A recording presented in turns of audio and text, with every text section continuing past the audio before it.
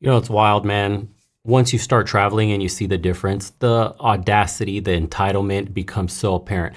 The reason why these foreign women find these men attractive is because they're not delusional. They accurately rate men. They don't get their cues from social media, from narratives pushed on high, movies, TV shows. They don't get told they're boss babes, that they deserve everything and more, that they don't need to put in work, that they're special, God's gift to earth. None of that exists out here in the rest of the real world. This narrative is only pushed in the West. Men are tired and they're leaving. And when you see that you get treated like a human being with respect, when women place value on your ability to provide as a man, your ability to protect as a man, your utility as a man, and she reciprocates that value with her own femininity, nurturing nature, turning a house into a home, giving you kids, wanting to support you in your dreams, doing everything she can to build you up as a man, because in the end, it benefits her. It benefits the entire family. There's no adversarial nature to a man and a woman in the rest of the world. It's two people coming together to build a legacy. It benefits both people. In the West, we're taught that we're the enemy for each other. Women are trying to screw men out of their money, and men are just trying to screw women and dash.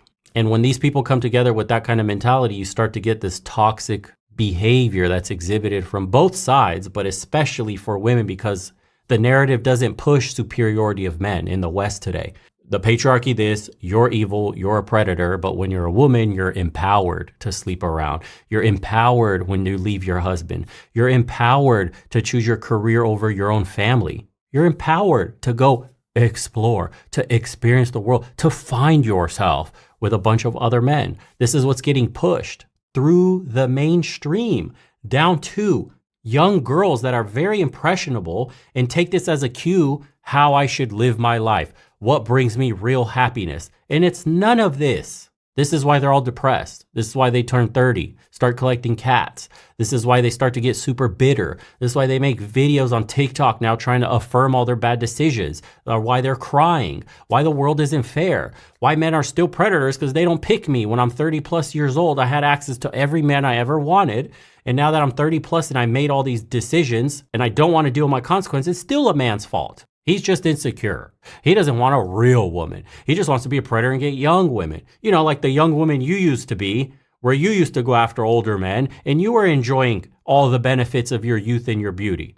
Now it's a problem. Now men are going overseas. Now men are finding exactly what they're looking for in the rest of the world. What are they now? Sex tourists, predators, taking advantage of dumb women, taking advantage of women that are uneducated, can't even speak English, economic disparity. When most of these women overseas are more cultured, more traveled, more intelligent, in better shape, have more life skills for marriage and relationships, and were brought up in homes that weren't broken. They have their entire families together, including the extended family. They're far more well-rounded, reasonable people. They're superior to you in almost every way when it comes to marriage and relationships. They can't stand this. That's the brutal truth. They're better than you.